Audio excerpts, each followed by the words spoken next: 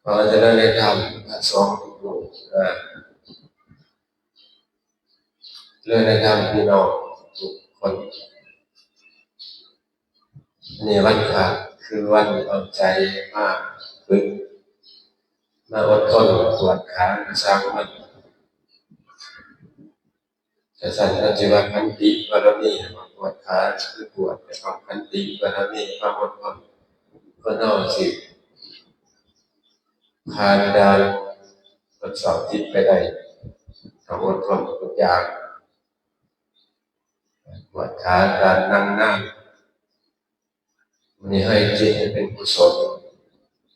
วันพระเอาความคิดธรรมะไปให้เกิดประโยชน์ธรรมะก็ได้ความคิดยังก็เลยธรรมะมาสบายใจพี่น้องก็ได้สติปัญญากลับไปในแต่ท่านจะซื้อให้ท่านก็แล้วไปปัญญาแต่ว่าจะเป็นให้คนทุกข์มันบ่มีที่ความหมายปกติว่าเป็นคนสิมักเว้าได้พี่น้องแต่ว่าหน้าที่มันจะเป็นหน้าที่ในฐานะเป็นพระสงฆ์เป็นลูกพระพุทธเจ้าจะต้องครอบสนิทจิตใจพี่น้องทุกคนที่มานั่งให้เขาให้นั่งพระสงฆ์องค์พระเจ้าทุกรูปที่นั่งณศาลาการประเรียนแห่งนี้หมู่บ้านเขาโชคดีนักหนาบ่เคยขาดพระสงฆ์ที่ว่าสิจำพรรษาอยู่วัดอยู่1-2รูปจักเทื่อจนปัจจุบันก็ยัง18รูปติดต่อกับมหาหน่อยมหาภูมินทร์มหาหน่อยสอบได้เป็นองค์3ใหม่ๆซึ่งไปเรียนในวัดใหญ่กรุงเทพเป็นโรงเรียนบ้านเฮาแล้วจะเอาประโยชน์เก่ามาฝากพี่น้องด้วยซ้ำอนุโมทนาด้วยนะเพราะฉะนั้นบุญนี่สำคัญแต่บุญเฮาบ่พอร่างกายเฮาก็บ่ค่อยสบายมันสุดมันโศกมันเหี่ยวมันเฉามันบ่มีกำลังมันบ่มีพลัง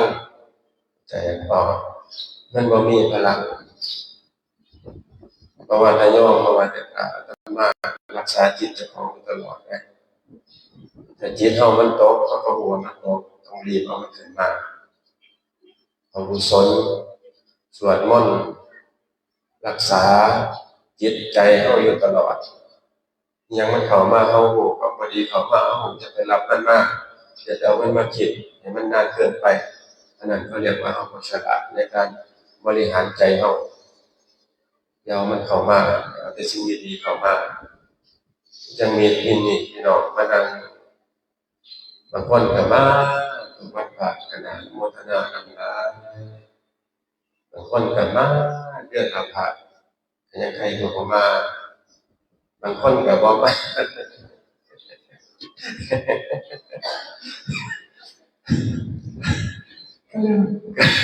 ก็แล้วแต่เพิ่นแล้วแต่บุญไผบุญมันเด้อเอาตายก็แล้วแต่โตไผโตมัน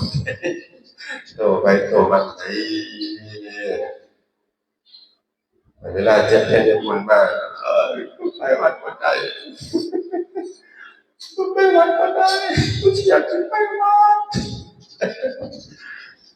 ยามแข็งแรงบ่อยากมาเชื่อเลยยามนอนแข็งๆแล้วก็พยาบาลคิดพอดเร็วคิดพอดเอ้ยน่ากูสิไปวัดบ่ได้ในสังเกตพี่น้องให้เราจะบอกเรื่องบุญให้จิตใจแล้ว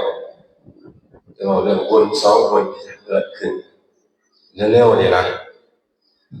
บุญหยังกันว่าจิถามเลยถามค่อยช่วงเพศบุญก๋วยเตี๋ยวเสร็จสิไหลโฮมศาลาใหญ่เฮาบุญก๋วยเตี๋ยวเสร็จไปกินก๋วยเตี๋ยวก็มาจะพากันตกใจไปนะแม่จัดแม่น้องพี่รักแม่จัดแม่น้องพี่รักอดีตภรรยาผู้เรียก เป็นสิเลี้ยงก๋วยเตี๋ยวตอนเพลได้พี่น้องก๋วยเตี๋ยวมันของกินง่ายแล้วก็มากกันมากเลยก๋วยเตี๋ยวเนี่ยอันนี้ก็มากกินข้าวปลาไหลอยากกินก๋วยเตี๋ยวได้ปลาไหลเนี่ยปกติสิกินข้าวเต็มจานนี่ก็สิกินเครื่องจานนะจะกินก๋วยเตี๋ยวตอนเพลนะบุญใหญ่อย่างพระ18-19 รูปตอนเพลเลยอยากมากกันมากต้องให้ใครก็มาอย่างนั้นนะบุญการบุญใหญ่ครั้งที่2มื้ออื่นอีกแล้วพี่น้องกับบุญเทศอีกแล้วก็ผู้วัดบ้านเราม่วงเพิ่นสิมาเลี้ยงเพลผู้องค์บ้านเราม่วงเนี่ยเพิ่นมาบ้านเฮาบ่อยอยู่เพิ่นรู้จักกับส่งเสริมยกเครื่องเพิ่นเรียนบางทีวัดสันปวดวัดสันมื้อนั้นไปวัดธรรมกายด้วยกันเด็กละบักเพิ่นว่าบ่แล้วอาจารย์เพราะว่าท่านเป็นง่ายบอกไว้พอแล้วผมก็28คือว่าสำหรับสิได้เลี้ยงก๋วยเตี๋ยวเด้อบ่แม่นก๋วยเตี๋ยวจำบ่ได้เลี้ยงครับผมมื้อใดเนาะว่าซั่นเดี๋ยวก่อนให้เบิ่งกันเพิ่นบอกเพื่อนก็มาของเสียงเพิ่นวันมีสายเข้ามาหาอาตมาสายจากปันโตเนี่ยสายเสียงที่เจียเสริมนี่นะว่าเป็นบ้านบ่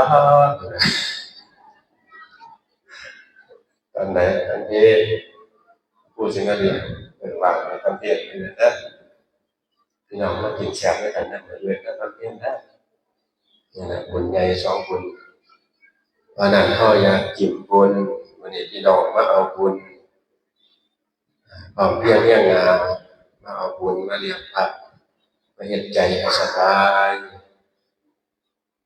กลับจากศาลาไปหอดบ้านไปให้บุญเฮีย